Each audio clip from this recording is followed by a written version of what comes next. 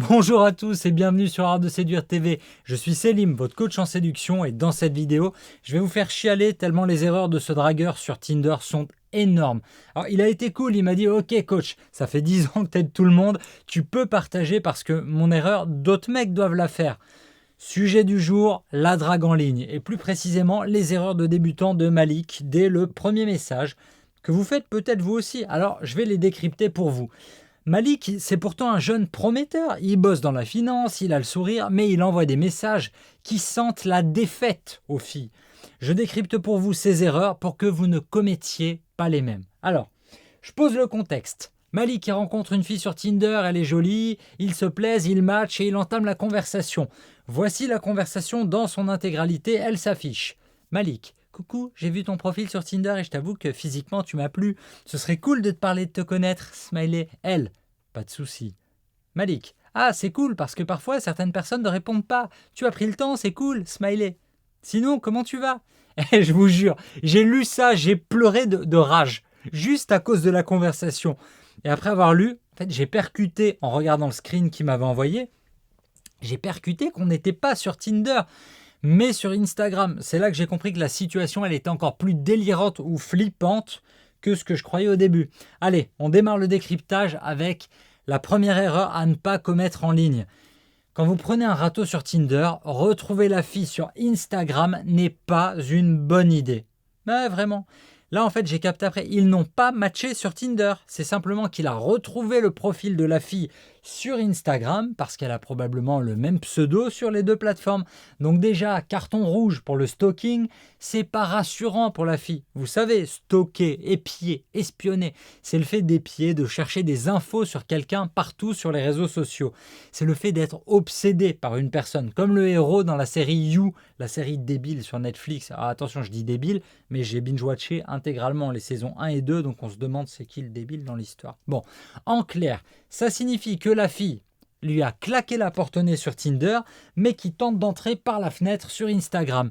90% des gens vous diront flippant, c'est du harcèlement. Mais 10% vont vous dire ce mec, c'est un génie, c'est de la persévérance et c'est important parce que les filles, elles aiment les mecs persévérants. Bon, comme je vous l'ai déjà expliqué, tout est une question d'équilibre, de subtilité en séduction. Là, ça me paraît mal embarqué pour lui. Outre la démarche que je trouve malsaine. Stocker une fille sur un autre réseau, mais c'est surtout les 3 messages qu'il a envoyés qui le disqualifient directement. On va les décrypter ensemble pour comprendre le texte et le sous-texte, la signification profonde de chaque ligne, pour vous aider à améliorer vos conversations sur les sites de rencontres. Alors, à la fin du décryptage des 3 messages, je vous livrerai mon verdict final. Décryptage de son premier message. Voici le premier message. Coucou, j'ai vu ton profil sur Tinder et je t'avoue que physiquement tu m'as plu. Ce serait dommage de... Ce serait cool, pas ce serait dommage. Ce serait cool de parler et de te connaître. Smiley. Donc attends, dès le début, il avoue qu'il a vu le profil de la fille sur Tinder et plutôt que d'attendre de voir si elle l'a matché, il la retrouve sur Instagram. Déjà là, c'est carton jaune ou rouge. Mais il enchaîne avec le pire des compliments. Physiquement, tu m'as plu.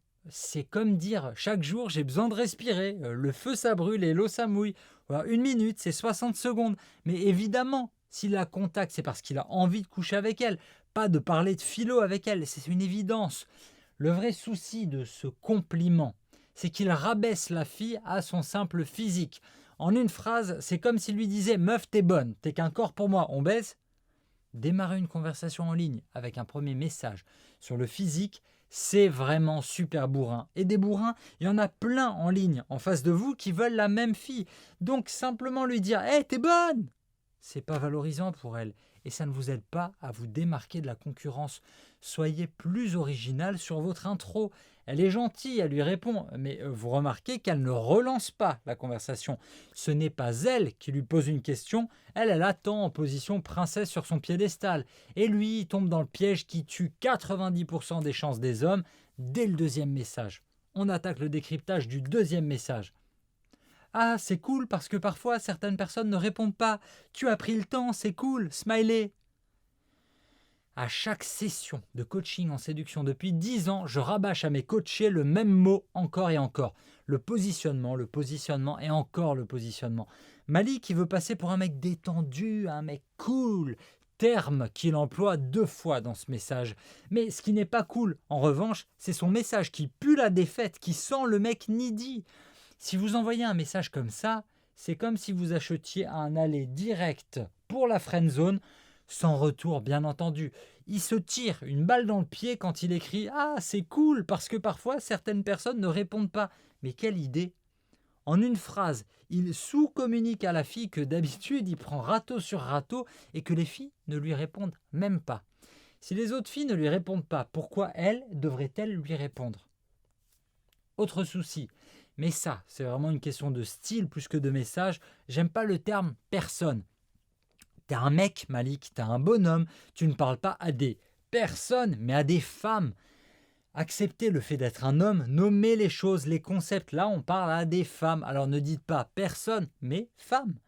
À ce stade-là, la fille a déjà compris que Malik sent la loose et qu'il l'a mise sur un piédestal en 2 secondes chrono. Imaginez-le à genoux, voire allongé, au pied de la fille, en train de lui dire « Oh femme, oh déesse qui m'a répondu, je suis ton inférieur, mais aime-moi, continue de me répondre. C'est si gentil d'accorder à votre bouffon ce droit de vous parler. » Est-ce que j'exagère? Oui, évidemment, mais la fille qui reçoit ce message, elle cerne le personnage en 2 secondes. Waouh, ce gars-là, il ne me mérite pas. Il me remercie déjà pour un truc lambda, mais c'est quoi son problème? Il a aucune estime de lui-même ou quoi? Autre point, quand il lui écrit « Tu as pris le temps, c'est cool ». Doucement, elle a écrit 3 mots. Elle a juste écrit « Pas de soucis ». On va pas lui remettre une médaille non plus, non? Allez. Tête haute, épaules en arrière, tenez-vous bien, soyez fiers de vous et ne vous rabaissez pas comme ça quand vous envoyez des messages. Allez, on décrypte le 3e message, le point final de l'horreur des messages qu'on a pu voir sur Tinder, là, de la part de notre ami Malik. Décryptage du 3e message. Sinon, comment tu vas? Alors voilà, c'est bon, là, il m'a achevé, je peux prendre une corde et me finir, ça suffit. Ça fait 10 ans que je vous répète d'apporter de la valeur, du fun, de créer une conversation intéressante. Vous pouvez faire ça en faisant un compliment décalé sur les photos de la fille. Vous pouvez rebondir en commentant la bio Tinder de la fille. Vous pouvez faire une blague sur l'une de ses photos ou même lui poser une question sur le lieu où a été prise telle ou telle photo. Vous pouvez lui écrire que telle photo vous fait penser à ça ou ça. En bref, soyez créatifs, utilisez le mécanisme de la comparaison. « Oh tiens, ta 2e photo, ça me fait penser à ce que vous voulez. » Ou alors encore « Oh tiens, c'est marrant, ta photo 3, elle me rappelle quand, je sais pas, quand j'étais là-bas ou là-bas. » Mais sinon, comment tu vas? C'est presque du même niveau que « Salut, ça va ?» Il n'y a aucune valeur. Et cette fille, elle en reçoit des dizaines des messages pourris comme ça chaque jour. C'est qui les mecs à qui elle va répondre? Les super beaux gosses, oui, parce que Tinder reste une appli de rencontre où le physique joue énormément. Elle va répondre peut-être à des mecs qui vont lui proposer une conversation intéressante. Mais là, Malik, il a vraiment tendu le bâton pour se faire battre, prendre des grosses giflasses. Alors, évidemment, il a un peu serré les dents quand je lui ai dit tout ça, en me disant « Mais putain, coach, t'es pas tendre avec moi, vu le prix où je te paye, tu pourrais me faire des câlins un peu entre 2 leçons. » Oui, mais envoyer des messages impactants, des messages qui donnent envie aux filles de vous répondre sur Tinder, ça s'apprend et c'est à la portée de tout le monde. Alors si vous aussi, vous trouvez que vos messages n'ont pas assez de réponses, si vous en avez marre de perdre du temps sur les sites de rencontres, si vous en avez marre que les filles vous fassent attendre des semaines en ligne, découvrez la formation Tinder Hacker pour obtenir 3 fois plus de matchs avec les filles et obtenir bien plus de réponses de la part des jolies filles à qui vous envoyez des messages. Je vous retrouve de l'autre côté pour vous livrer les meilleures techniques de drague sur Tinder.